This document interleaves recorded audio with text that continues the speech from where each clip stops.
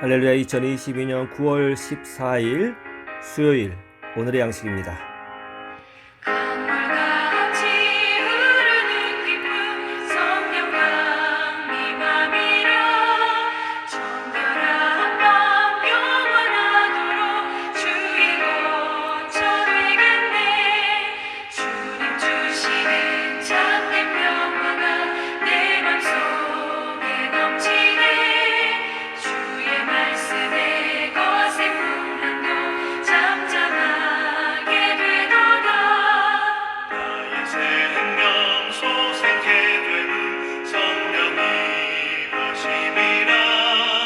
모든 의심 슬픔 사라져 주의 평강 넘치네.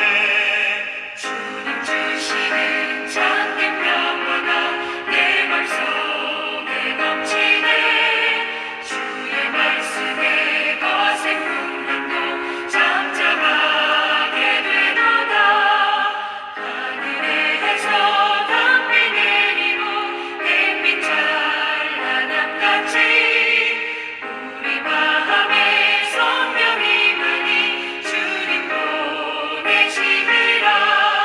주님 주시는 참된 평화가 내 맘속에 넘치네. 주의 말씀에 거센 풍랑도 잠잠하게 되도다.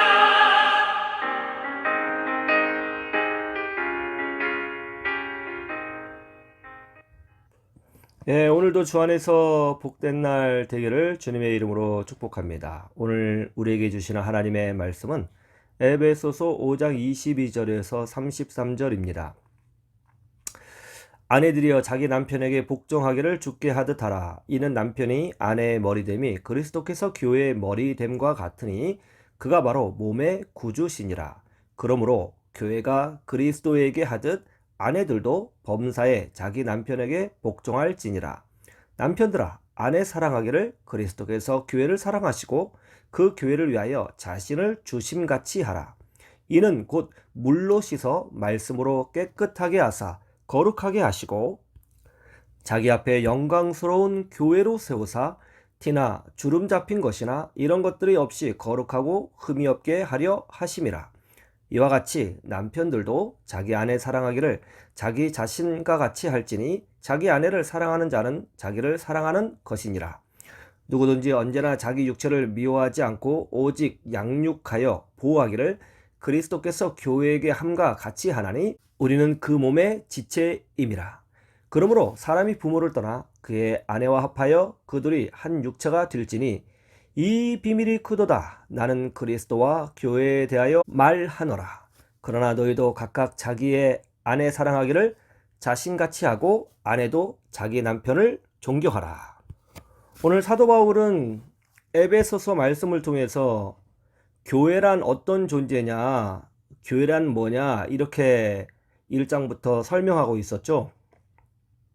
그런 다음에 갑자기 에베소서 5장에 와서 아내들이여 자기 남편에게 복종하기를 주께 하듯 하라 이렇게 말씀을 합니다. 그리고 25절에 보니까 남편들아 아내 사랑하기를 그리스도께서 교회를 사랑하시고 그 교회를 위하여 자신을 주심같이 하라 이렇게 말씀하시면서 부부관계 그리고 가족관계를 설명하고 계십니다. 그러면서 31절에 그러므로 사람이 부모를 떠나 그의 아내와 합하여 그 둘이 한 육체가 될지니 그러면서 이제 부부관계, 가정, 부모와 자녀, 자녀와 부모 뭐 이런 것들을 설명합니다. 그런데 사실은 그 사도 바울이 교회를 설명하시다가 갑자기 이제 가정 이야기로 주제를 바꾼 거는 가정 이야기를 하기 위해서 바꾼 것이 아니고요. 교회란 무엇이냐라고 물었을 때에 교회란 가정이다. 그것을 설명하기 위해서 부부관계, 부모와 자식 간의 관계 이런 것들을 설명하고 있는 거예요. 정말 그럴까요? 그래서 32절에 이렇게 설명을 하고 있잖아요. 이 비밀이 크도다. 나는 그리스도와 교회에 대하여 말하노라. 나 지금 가정 얘기하는 거 아니야. 나 지금 부부관계 얘기하는 거 아니고, 나 지금 부모와 자식 간의 관계를 얘기하는 게 아니야. 이 비밀이 크도다. 나는 지금 교회와 그리스도의 관계에 대해서 설명하고 있는 거야. 그렇게 말씀을 하고 있는 거잖아요. 그렇죠? 그러니까 가정이라는 것을 빗대서 교회가 어떤 것이냐를 설명하고 있는 거예요. 교회는 어떤 것이냐? 어떤 것이라고요? 교회는 직장 아니에요. 그냥 단체 아니에요. 그냥 어떤 모임 아니에요. 교회는 가정이라는 겁니다. 하나님의 집이란 뜻이에요. 그런데 여기서 놀라운 말씀을 하잖아요. 사람이 부모를 떠나 그의 아내와 합하여 그들이 한 육체가 될지니 라고 했잖아요. 그러니까 그리스도와 교회는 한 몸이다. 그것을 설명하고 있는 거예요. 그리고 교회 안에 구성원들도 있잖아요. 뭐 목사님, 장로님, 권사님, 집사님, 뭐 우리 여러 평신도 여러분, 그리고 또 우리 새가족, 그리고 우리 뭐 청소년, 청년, 우리 뭐 유치부, 또 우리 그 초등학교 아이들, 그리고 미취학 아이들, 뭐 이렇게 다 여러 세대가 교회를 다니는데 그 각 사람들이 다 그리스도와 하나가 되었다, 그런 뜻이에요. 하나가 되었다는 뜻에는 놀라운 뜻이 있는데요. 여러분 한번 생각해 보세요. 남편이 돈을 잘 벌어요. 그러면 어때요? 부인과 자녀들도 부자로 살 수 있겠죠. 그렇죠. 남편이 돈을 잘 벌면. 그러니까 뭐 이상한 가정 말고요. 정상적인 가정 설명하는 거예요. 우리 집은 남편이 돈을 많이 버는데 애들은 거지같이 살아요. 뭐 그런 가정 말하는 거 아닙니다. 지금 정상적인 가정. 남편이 부자예요. 돈을 많이 벌어요. 1년에 뭐 연봉이 100억이에요. 그럼 어떻습니까? 부인도 자녀도 아주 유복하게 사는 거죠. 그죠? 또 반대로 부인이 뭐 이렇게 사업가여서 돈을 엄청나게 많이 벌어요. 그럼 남편도 자녀들도 다 유복하게 살아요. 그렇죠? 왜? 한 몸이니까. 한 공동체니까. 반대로 남편이 뭐 실직을 했어요. 돈을 벌지 못해요. 그럼 어때요? 부인도 자녀들 어렵게 살아요. 그렇죠? 또 이런 경우도 있죠. 엄마가 뇌졸중으로 쓰러졌어요. 그러면은 남편하고 자녀들 어떻습니까? 기쁘다고 박수 치나요? 그렇지 않죠. 그 고통을 같이 감내해야 되는 것이죠. 아내가 병원에 있고 엄마가 병원에 있으면 자녀들하고 남편은 죽을 지경입니다. 하루하루 삶이 지옥 같죠. 너무너무 고통스러워요. 그러니까 기쁨도 그 다음에 축복도 함께 나누고 고통도 함께 나누는 거예요. 그것이 교회다. 그렇게 설명하고 있어요. 그래서 영적으로 보면 이런 것도 있어요. 부흥하는 교회, 은혜가 넘치는 교회, 잘 되는 교회, 기쁨이 있는 교회, 또 능력이 나타나는 교회에 있으면 그 가정과 그 자녀들이 잘 되는 역사가 일어납니다. 실제로 그래요. 그런데 뭐 교회가 막 아무리 크지만 교회가 좀 영적으로 눌려있고 말씀이 눌려있고 기쁨이 없고 뭔가 이렇게 세월이 가도 어떤 부흥의 기미가 보이지 않고 아주 뭐 영적인 답답함만 있는 그런 교회 있잖아요. 그러면 정말로 우리 자녀와 내 삶과 직장과 생업과 가정에 부정적인 영향이 들어가요. 이게 참 놀라워요. 왜 그래요? 한 몸이기 때문에 그런 거예요. 그래서 교회를 행복하게 만들어야 되는 이유가 뭐예요?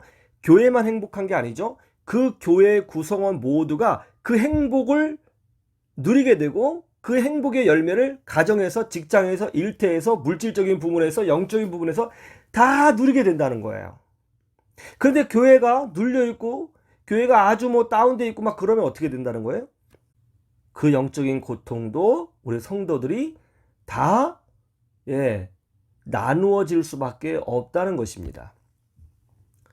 그러므로 우리는 교회를 어떻게 만들어야 되느냐라고 할 때에 분명한 것이 있죠. 행복한 교회 만들어야 되고요. 은혜가 충만한 교회 만들어야 되고요.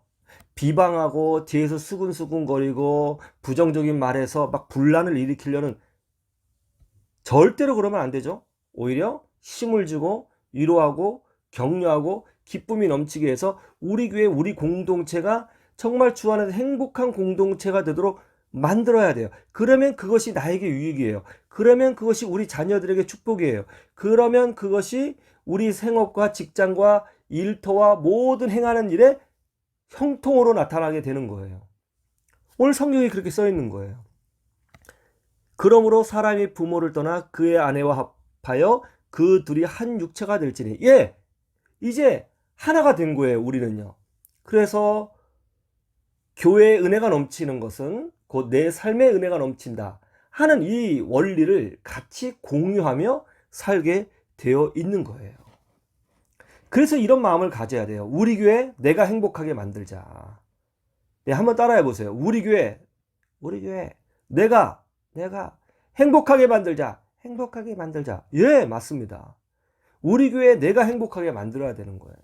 그래야 그것이 어떻게 된다고요? 나와 남편에게, 아내에게, 우리 자녀들에게, 부모에게 축복의 열매로, 행복의 열매로 나타난다는 거예요. 왜요? 한 몸이거든요. 한 공동체예요. 예? 그래서 사도 바울이 고린도전서에서는 이런 비유를 했잖아요. 마치 교회 공동체가 사람의 몸과 같다. 어떤 사람은 눈의 역할을 감당하고, 어떤 사람은 코의 역할을 감당하고, 어떤 사람은 팔의 역할을 감당하고, 어떤 사람은 다리의 역할을 감당한다 라고 표현을 했잖아요. 그렇죠? 근데 이렇게 생각해 보세요. 교회는 한 몸인데 다리가 잘려졌어요. 고통스럽죠? 그거 보고 기뻐하나요? 손이, 눈이, 코가 와 신난다, 이제 다리를 제거했어, 다음에는 눈가를 제거하자, 이러나요? 말도 안 되는 거잖아요. 다리가 없으면 내가 고통스러운 거잖아요. 눈이 없으면 내가 고통스러운 거잖아요. 그렇죠? 근데 다리가 건강해요. 내가 행복하죠? 눈이 아주 밝아요. 내가 행복하죠? 똑같은 원리입니다. 내가 우리 희망을 노래하는 교회 공동체 안에 있잖아요. 우리 교회 내가 행복하게 만들어야 돼요. 그러면 그 열매를 내가 누리고, 내가 그 열매의 축복을 우리 자녀들에게 줄 수 있는 거예요. 한 몸이기 때문에 그렇다는 거예요. 이 영적인 원리를 여러분 아셔야 됩니다. 그래도 우리는 내가 우리 교회를 행복하게 만들어야 진짜 영적인 부분이나 물질적인 부분에 하나님의 형통을 나와 내 자녀가 경험하게 되고, 나도 영적으로 성장하게 되는 은혜를 누리게 되는 거예요. 그러므로 우리는 그런 마음을 갖자고요. 내 교회 내가 행복하게 만들자. 그리고 우리는 항상 은혜가 충만한 교회, 성령이 충만한 교회, 말씀이 지배하는 교회, 그런 교회로 만들기 위해서 노력하셔야 됩니다. 예, 노력하셔야 돼요. 그리고 무엇보다도 은혜를 받으세요. 은혜를 누리세요. 찬송하세요. 감사하세요. 그러면 그 기쁨과 은혜가 우리 교회 가운데 충만하게 되지 않겠습니까? 그럼 얼마나 복된 역사가 끊임없이 일어나겠어요. 그리스도와 교회는 한 몸이고요. 우리도 한 몸이다. 예? 그 원리가 있는 거예요. 이 영적인 원리를 마음속에 잘 기억하시고요. 내 교회 내가 행복하게 만들자 결단하시고요. 교회에 은혜가 충만하고 축복이 충만할 때 우리 삶과 자녀에게도 그런 충만한 축복이 임한다. 이 원리 잊지 마세요.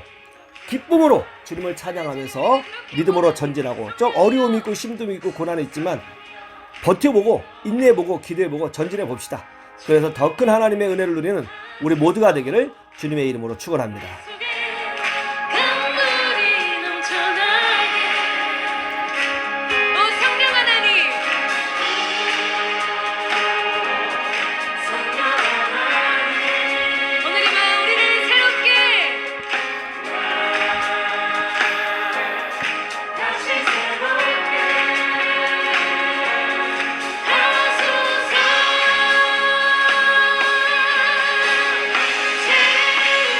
채우소서.